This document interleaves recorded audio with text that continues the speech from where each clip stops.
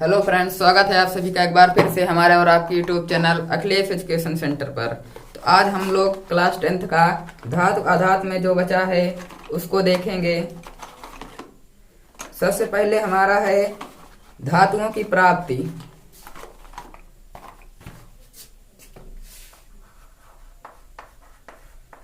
धातुओं की प्राप्ति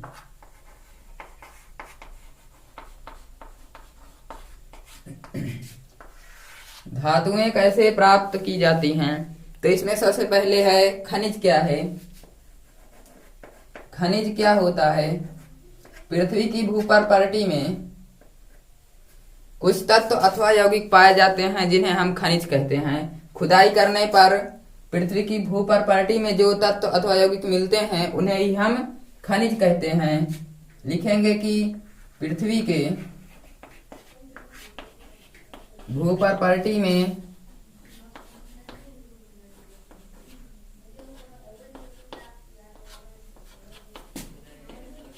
कुछ तत्व अथवा यौगिक पाए जाते हैं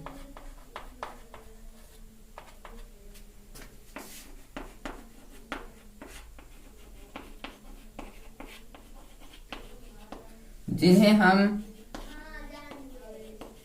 क्या कहते हैं? खनिज। जिन्हें खनिज कहते हैं।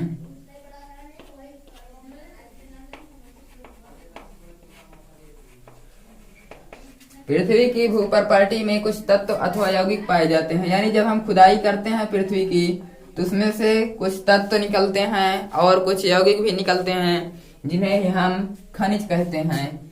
और इसमें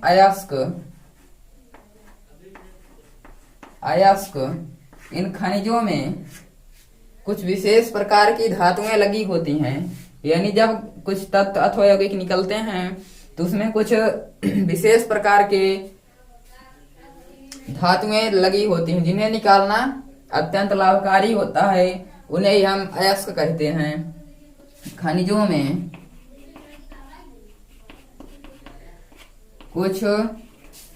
विशेष प्रकार के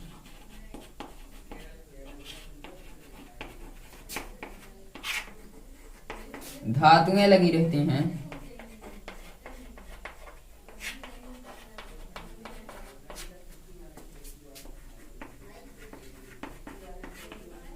जिन्हें निकालना लाभकारी होता है।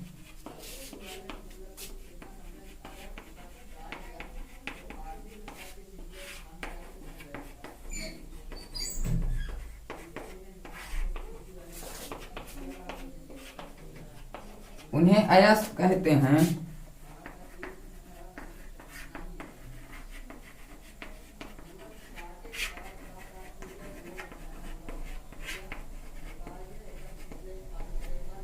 खनिजों में कुछ विशेष प्रकार के धातुएं लगी रहती हैं जिन्हें निकालना लाभकारी होता है, उन्हें अयस्क कहते हैं। और गैंग क्या है? अयस्कों में कुछ अशुद्धियां रहती हैं जिन्हें हम गैंग कहते हैं, जैसे रेत, मिट्टी अथवा ये सब लगी रहती हैं, इन्हें ही हम गैंग कहते हैं। जब निकालते हैं तो उसमें रेत अथवा मिट्टी तो लगी ही रहेगी, उसे ही हम गैंग बोलेंगे। अयस्कों में रेत अथवा मिट्टी अशुद्धि के रूप में लगी रहती है।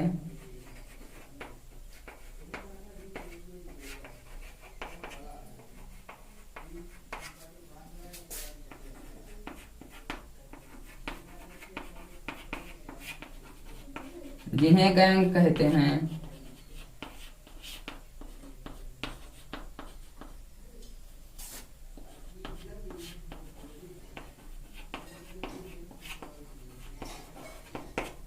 सबसे पहले तो हम खुदाई करते हैं। पृथ्वी की भूपर्परटी को जब हम खुदाई करते हैं तो उसमें कुछ तत्व अथवा यौगिक निकलते हैं जिन्हें हम कहते हैं खनिज।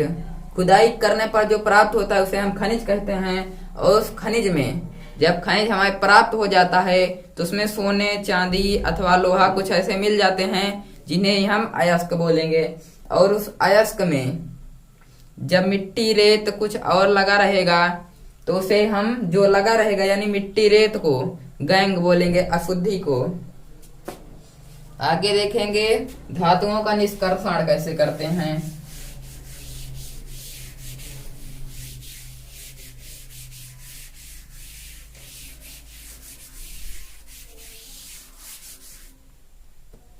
धातुओं का निष्कर्षण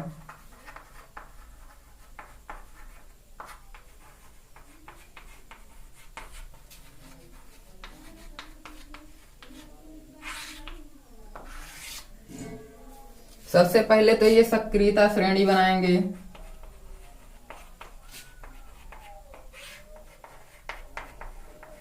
सक्रियता श्रेणी क्या होती है कि उनकी सक्रियता के घटते क्रम में व्यवस्थित किया जाता है।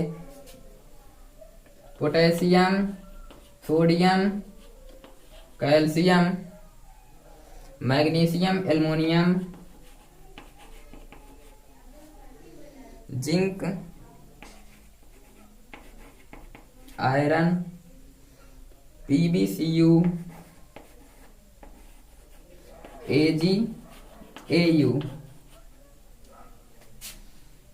तो इधर से सबसे ऊपर जो रहेगा वो सबसे अधिक अक्रियाशील रहेगा, उससे नीचे आएंगे तो कम अक्रियाशील होता जाएगा। तो यहाँ तक अक्रियाशील अधिक हैं, अधिक अक्रियाशील हैं, और ये उससे कम अक्रियाशील है, और ये सबसे कम अक्रियाशील है। तो इसका हमें निष्कर्षण करना है कि यानी खनिजों के रूप में या फिर अयस्कों के रूप में रहेंगे तो उन्हें हमें प्राप्त करना है। तो ये सबसे कम अक्रियाशील है। तो इसको हम कैसे निकालेंगे, गर्म करके भी प्राप्त कर लेंगे। यानी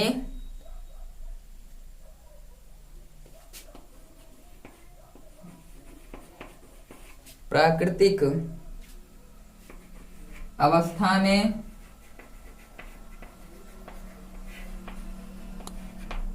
उपस्थित,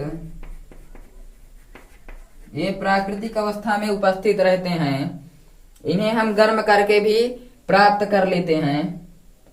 और आगे है कार्बन के उपयोग से अपचयन।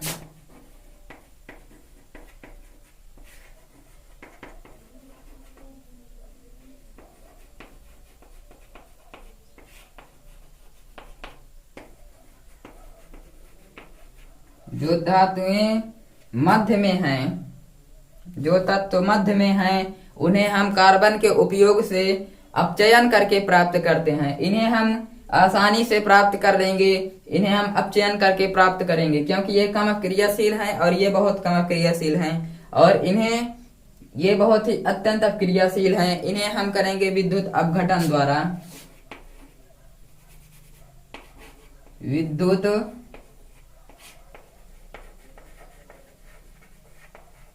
अपघटन द्वारा।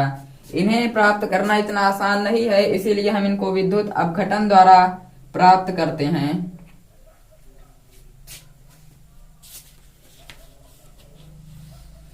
और ये धातुएं स्वतंत्र अवस्था में पाई जाती हैं और इन्हें हम अपचयन करके प्राप्त करते हैं, इन्हें विद्युत अपघटन द्वारा।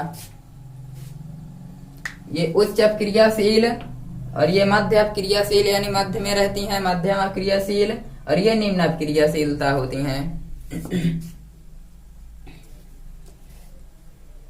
सक्रियता श्रेणी में नीचे आने वाली धातुओं का निष्कर्षण, यानी सबसे पहले हम इसका निष्कर्षण देखेंगे।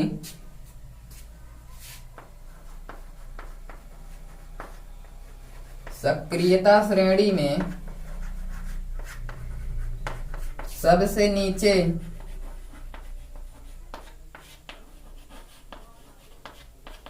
आने वाली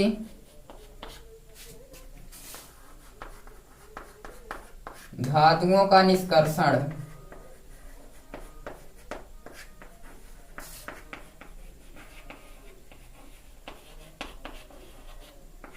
धातुओं का निष्कर्षण हम पढ़ रहे हैं, और सबसे पहले देखेंगे सक्रियता श्रेणी में जो सबसे नीचे मुक्त अवस्था में पाई जाती हैं उनका निष्कर्षण कैसे करते हैं।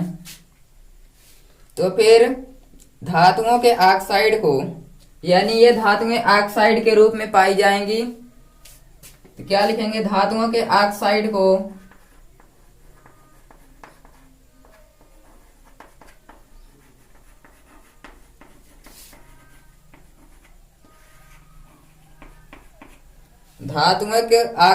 को केवल गर्म करने पर ही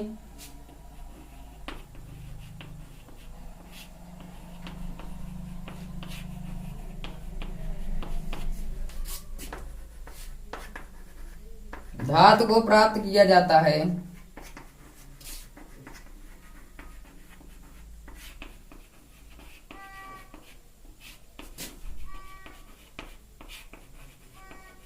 धातुओं के ऑक्साइड को केवल गर्म करने पर ही धातु को प्राप्त किया जाता है। जैसे HgS है, HgS इसे बोलते हैं सिनाबार या फिर मर्क्यूरस सल्फाइड। इसको हम करेंगे वायु की उपस्थिति में गर्म, वायु की उपस्थिति में गर्म करेंगे तो क्या बनेगा हमारा HgO,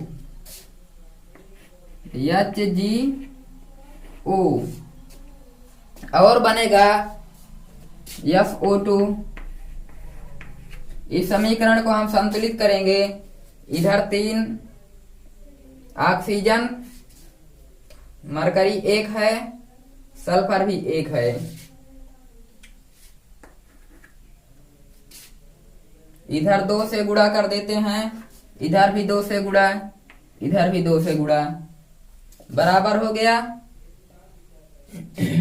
अब हम इसको लेंगे, क्या करना है, धातुओं के ऑक्साइड को, HgO को, HgO। अब हम इसको गर्म करेंगे फिर से, तो क्या बनेगा हमारा, Hg बनेगा। और ऑक्सीजन कभी भी स्वतंत्र अवस्था में नहीं रहता है, अणु के रूप में रहेगा O2। तो 2 से गुणा इधर करेंगे, 2 से गुणा इधर, मरकरी लिक्विड के रूप में पाया जाता है, पारा है। तो क्या बन गया हमारा, धातु निष्कर्षण हो गया। सबसे पहले हम मर्क्यूरस सल्फाइड को जब हम वायु की उपस्थिति में गर्म करते हैं तो फिर हमारा क्या बनता है, मर्क्यूरस ऑक्साइड। तो इसको हम और गर्म करेंगे तो हमारा बनेगा मरकरी। इसी प्रकार कॉपर सल्फाइड, कॉपर सल्फाइड क्या होता है, Cu2S। कॉपर सल्फाइड है, इसको हम गर्म करेंगे वायु की उपस्थिति में, गर्म करेंगे तो क्या बनेगा हमारा, CuO, क्यूप्रस ऑक्साइड, और बनेगा SO2। इधर करेंगे 3 से गुणा, इधर 2 से, नहीं इधर 2 है, इधर हमारा 2 से गुणा करेंगे तो 4 ऑक्सीजन, इधर 6 है, 2 से गुणा करेंगे तो क्या बनेगा, 6 ऑक्सीजन इधर, 6 ऑक्सीजन इधर। अभी इधर सल्फर क्या है, 2 है, इधर 1 है।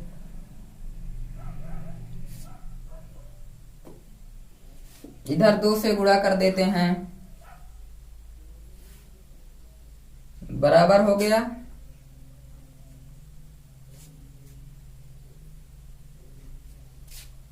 सॉरी, यहां पर क्यूप्रस ऑक्साइड है, क्यूप्रस ऑक्साइड में Cu2O, Cu2S, क्योंकि इस पर होता है कॉपर पर प्लस और S पर -2, इधर कॉपर पर प्लस O पर -2, इसीलिए Cu में होगा 2 से गुणा, ऑक्सीजन में होगा 1 से गुणा, तो Cu2O। अब हम इसको फिर से गर्म करेंगे और अधिक गर्म करेंगे।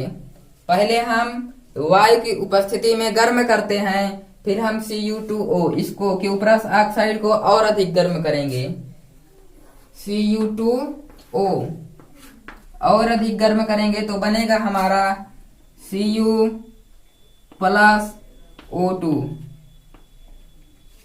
समीकरण को संतुलित करेंगे, 2 से गुणा 4 हो गया Cu।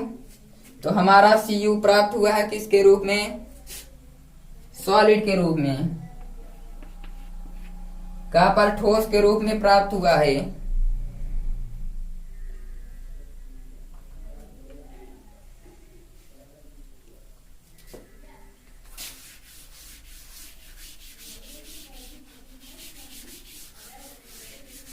अब हम देखेंगे इनको, मध्य में जो धातुएं स्थित हैं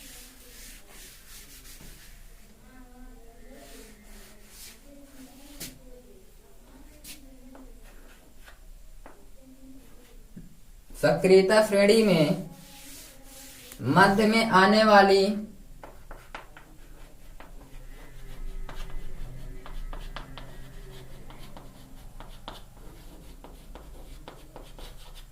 धातुओं का निष्कर्षण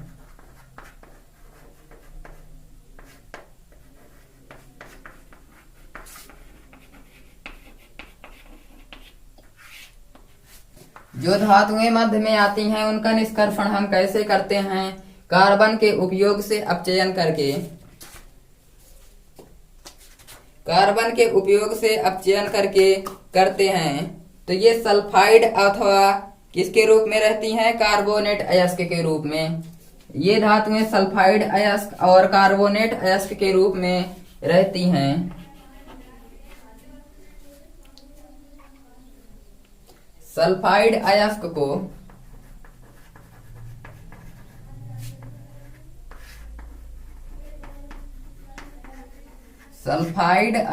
को वायु की उपस्थिति में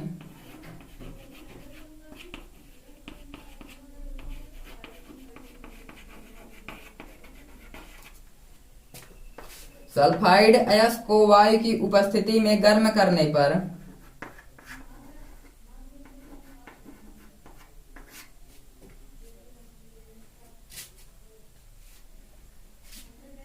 ऑक्साइड में परिवर्तित हो जाता है।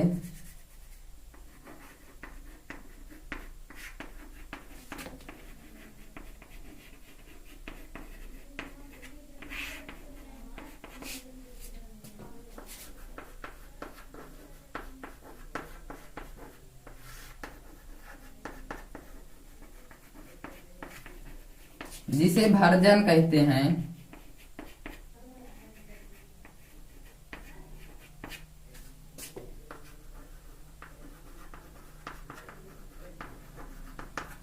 सल्फाइड अयस्क को वायु की उपस्थिति में गर्म करने पर, और कितना गर्म करेंगे? बहुत गर्म करेंगे, यानी अधिक ताप पर।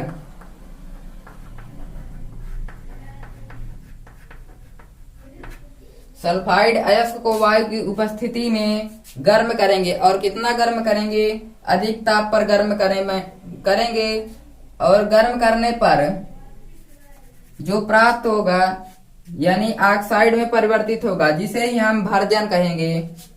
और कार्बोनेट अयस्क को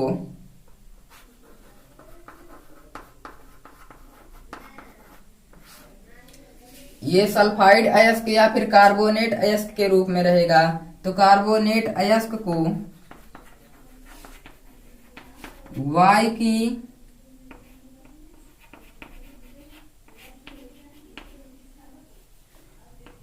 उपस्थिति तो रहेगी, लेकिन कितनी रहेगी? इसमें नियत रहेगी, सीमित वायु।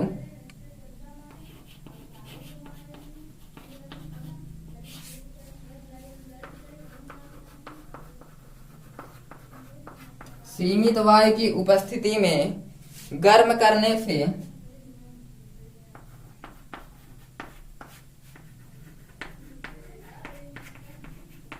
इसमें भर्जन में क्या होता है कि वायु की उपस्थिति में अधिक ताप पर गर्म करेंगे, और इसमें सीमित वायु रहेगी और सिर्फ गर्म करेंगे, बहुत ज्यादा नहीं गर्म करेंगे।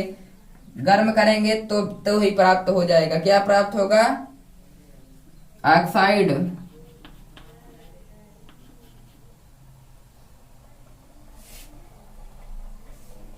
ऑक्साइड में परिवर्तित हो जाता है।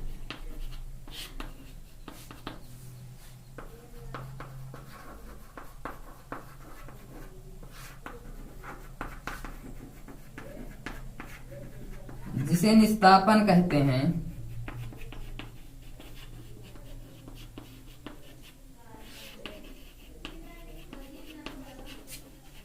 अगर प्रश्न में आ जाए कि भर्जन क्या है अथवा निस्तापन क्या है तो हम क्या बताएंगे कि सल्फाइड अयस्क को, यदि भर्जन आ जाए तो सल्फाइड अयस्क को, अगर निस्तापन आ जाए तो कार्बोनेट अयस्क को। क्या करेंगे? सल्फाइड अयस्क को वायु की उपस्थिति में गर्म करने पर, कितना गर्म करेंगे? अधिक ताप पर, बहुत ज्यादा गर्म करेंगे। तो लिखेंगे कि सल्फाइड अयस्क को वायु की उपस्थिति में अधिक ताप पर गर्म करने पर यह ऑक्साइड में परिवर्तित हो जाता है। सल्फाइड है तो ऑक्साइड में परिवर्तित हो जाएगा, जिसे ही हम भर्जन कहते हैं। और निस्तापन क्या है? कार्बोनेट अयस्क को वायु की सीमित उपस्थिति में, यानी वायु सीमित उपस्थिति रहेगी तो गर्म करने पर ऑक्साइड में परिवर्तित हो जाता है, जिसे हम निस्तापन कहते हैं। तो हम देख रहे हैं कि सक्रियता श्रेणी में मध्य में आने वाली धातुओं का निष्कर्षण। तो हम जानते हैं कि मध्य में जो धातुएं आती हैं उनका हम अपचयन करके निष्कर्षण करते हैं। जैसे जेडएनएस,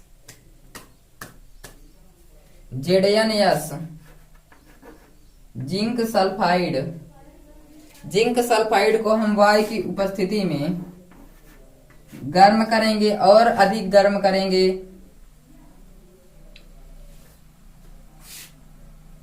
तापन। तो हम जानते हैं कि सल्फाइड अयस्क को वायु की उपस्थिति में अधिक गर्म करने पर क्या बनता है? ऑक्साइड में परिवर्तित हो जाता है। तो जिंक ऑक्साइड में परिवर्तित हो जाएगा और बचेगा SO2। SO2 बचेगा। इधर 3 से 2 से गुणा, इधर 2 से गुणा, इधर 3 से गुणा, इधर 2 से गुणा, बराबर हो गया। जिंक ऑक्साइड प्राप्त हो गया है। अब हम देखेंगे zinc carbonate, ZnCO3। Zinc carbonate है, इसको हम कितना गर्म करेंगे? सिर्फ वायु की उपस्थिति रहेगी।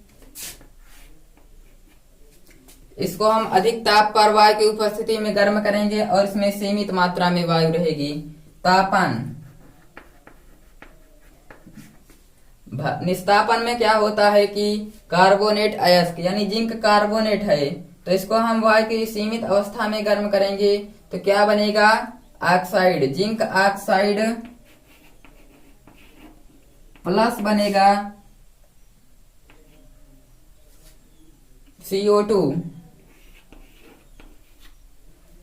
संतुलित हो गया है।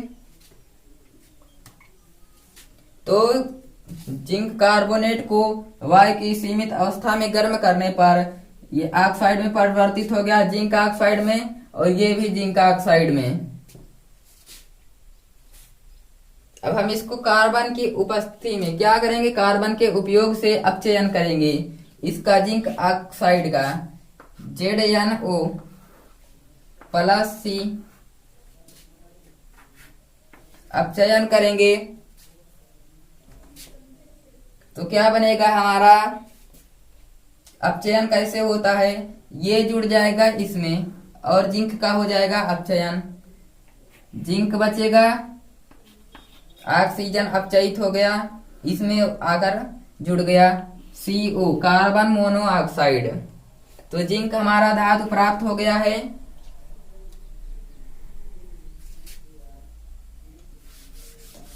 और धातु में लेंगे जैसे MnO2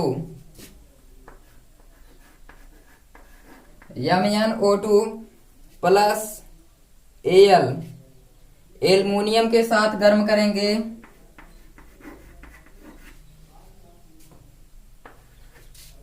क्या बनेगा हमारा यमयन, यमयन धातु बन जाएगा प्लस Al2O3। इधर संतुलित करने पर 6 ऑक्सीजन, 3 दूनी 6 और 4 एल्युमिनियम, समीकरण संतुलित हो जाएगा, प्लस ऊष्मा निकलेगी। गर्म करने पर ऊष्मा जरूर निकलेगी।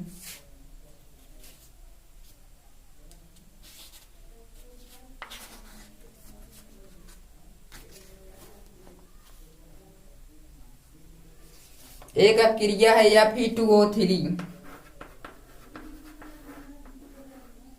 Fe2O3 को एल्युमिनियम के साथ गर्म करेंगे। बनेगा क्या हमारा Fe बनेगा और बनेगा Al2O3।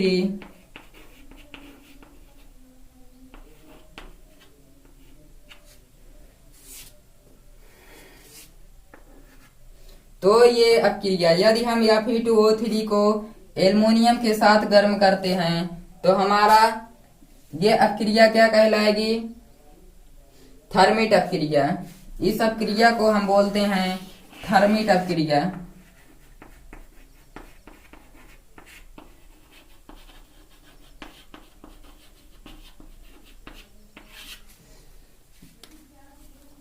Iron third oxide, iron third oxide को एल्युमिनियम के साथ गर्म करने पर आयरन तथा एल्युमिनियम ऑक्साइड प्राप्त होता है, जिसे हम बोलते हैं थर्मिट अपक्रिया। ऐसी अपक्रिया को थर्मिट अपक्रिया कहते हैं। इसका उपयोग रेल की पटरी एवं मशीनी पुर्जों की दरारों को जोड़ने के लिए किया जाता है। रेल की पटरी और मशीनी पुर्जों के दरारों को जोड़ने के लिए किया जाता है और इस अपक्रिया को बोलते हैं थर्मिट अपक्रिया। सक्रियता श्रेणी में अब सबसे ऊपर आने वाली धातुओं का निष्कर्षण करेंगे। ये तो मध्य में जो धातुएं थी उनका निष्कर्षण कर रहे थे, कार्बन के साथ अपचयन कर रहे थे।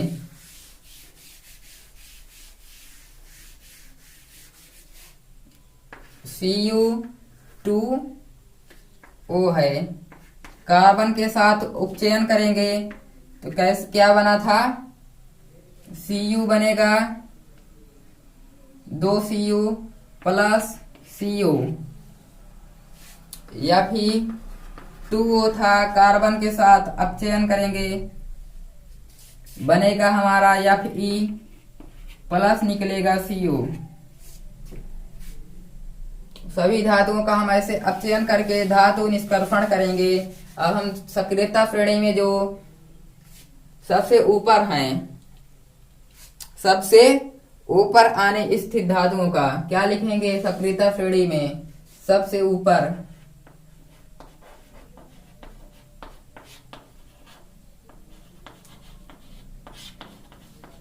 स्थित धातुओं का निष्कर्षण कैसे करेंगे, विद्युत अपघटन द्वारा। सोडियम मैग्नीशियम एवं कैल्शियम को उनके गलित क्लोराइडों के विद्युत अपघटन से प्राप्त किया जाता है। सोडियम मैग्नीशियम, या फिर लिखेंगे इसको सबसे ऊपर स्थित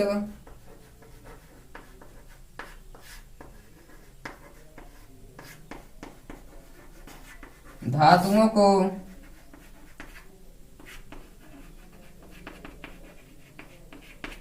कैसे करेंगे, उनके गलित क्लोराइडों,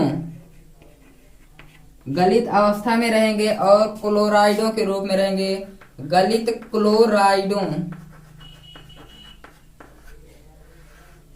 गलित क्लोराइडों के विद्युत अपघटन से प्राप्त किया जाता है।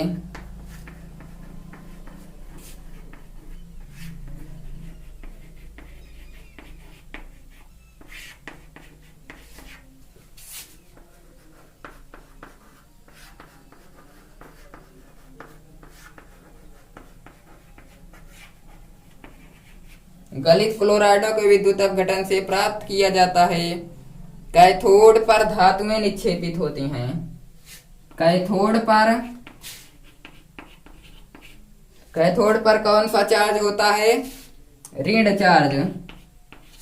कैथोड पर धातुएं निक्षेपित होती हैं।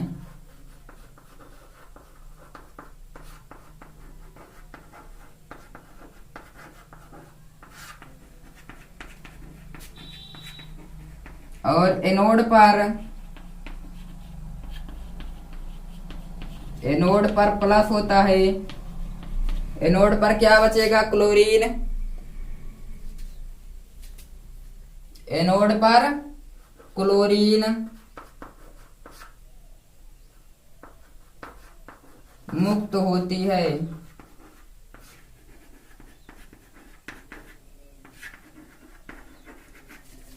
सबसे ऊपर स्थित धातुओं को उनके क्लोराइडों के विद्युत अपघटन, उनके गलित क्लोराइडों के रहेगा,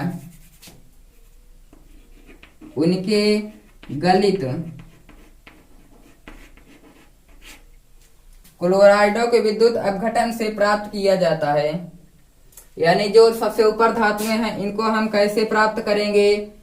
गलित क्लोराइडों के विद्युत अपघटन, यानी ये क्लोराइड के रूप में उपस्थित रहेंगी, इनको हम विद्युत अपघटन से प्राप्त करेंगे। कैथोड पर धातुएं निक्षेपित होंगी, यानी जब हम इसको दो क्षणों को लटकाएंगे तो एक पार एनोड होता है, एक पार कैथोड, तो फिर कैथोड पर माइनस चार्ज होता है, एनोड पर प्लस, तो माइनस पर धातुएं निक्षेपित होंगी, धातुओं पर प्लस चार्ज होता है, इसीलिए प्लस वाली माइनस पर और माइनस वाला प्लस पर।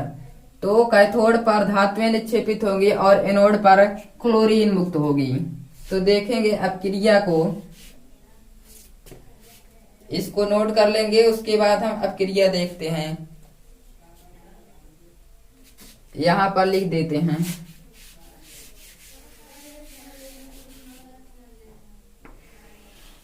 कैथोड, एनोड,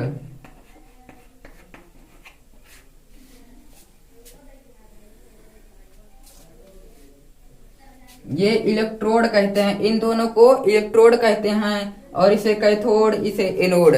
कैथोड पर माइनस चार्ज होता है, एनोड पर प्लस चार्ज होता है, तो सोडियम और क्लोरीन इधर लिखेंगे क्योंकि इधर माइनस लगाएंगे। जब इधर चिन्ह लगा देते हैं तो संख्या को इधर लिखते हैं, नहीं तो संख्या को इधर लिखते हैं। और सोडियम को, ये धातु है इसीलिए इसको हम ऐसे ही लिखते हैं, और इस पर प्लस चार्ज होता है, तो ये इलेक्ट्रॉन त्याग देगा, एक इलेक्ट्रॉन, तो बचेगा क्या हमारा? सोडियम। और ये कैथोड पर क्या होगा? क्लोरीन, Cl2 प्लस कितना इलेक्ट्रॉन त्यागेगा? 2 से गुणा है तो 2 इलेक्ट्रॉन इधर त्यागेगा। धातुएं इधर इलेक्ट्रॉन त्यागती हैं और माइनस वाला इधर इलेक्ट्रॉन ग्रहण करता है। फिर से देखते हैं इसको।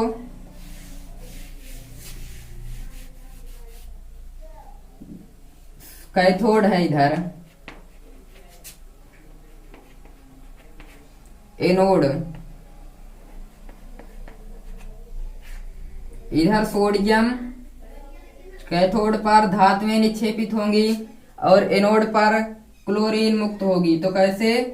2Cl लिखेंगे, माइनस चार्ज, इधर प्लस चार्ज। धातुएं इलेक्ट्रॉन त्यागती हैं और अधातुएं इलेक्ट्रॉन ग्रहण करती हैं। तो धातु, ये सोडियम इधर एक इलेक्ट्रॉन त्यागेगा तो बनेगा सोडियम। ये कैथोड पर क्या बन गया?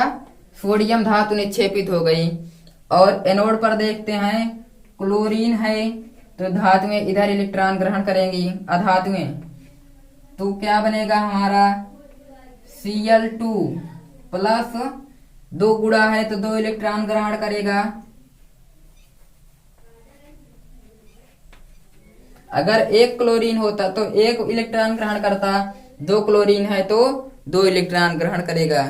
तो हमारा इधर क्लोरीन हो गया, इधर सोडियम। कैथोड पर सोडियम धातु निक्षेपित हो गई। एनोड पर क्लोरीन गैस मुक्त हो रही है। अब हम कल देखेंगे अगले वीडियो में धातुओं का परिष्करण। ये टॉपिक हमारा खत्म हो गया कि जो सबसे नीचे धातुएं थी उन्हें हम गर्म करने पर प्राप्त कर लेते हैं। उसके ऊपर जो मध्य में स्थित हैं उन्हें हम कार्बन के उपयोग से उनका अपचयन करके प्राप्त कर लेते हैं। और सबसे ऊपर जो थी उनका हम विद्युत अपघटन करेंगे। जैसे Mg है, Mg पर कितना चार्ज होता है? +2। तो 2 इलेक्ट्रॉन इधर त्यागेगा, +2 चार्ज होता है। 2 इलेक्ट्रॉन त्यागेगा तो बनाएगा हमारा Mg। किस पर? कैथोड पर। और एनोड पर इधर बनेगा Cl, 2 रहेगा, 2 Cl माइनस आयन।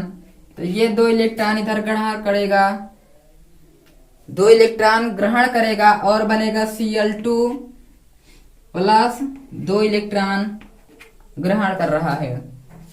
तो ऐसे ही धातुएं विद्युत अपघटन द्वारा प्राप्त होती हैं। एनोड कैथोड पर धातुएं निक्षेपित होंगी, एनोड पर क्लोरीन गैस मुक्त होगी। अब हम देखेंगे कल धातुओं का निष्कर्षण।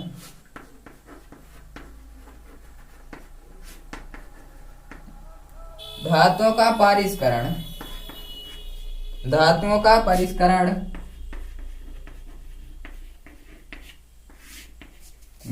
का परिष्करण हम अगले वीडियो में देखेंगे। आज के लिए थैंक यू।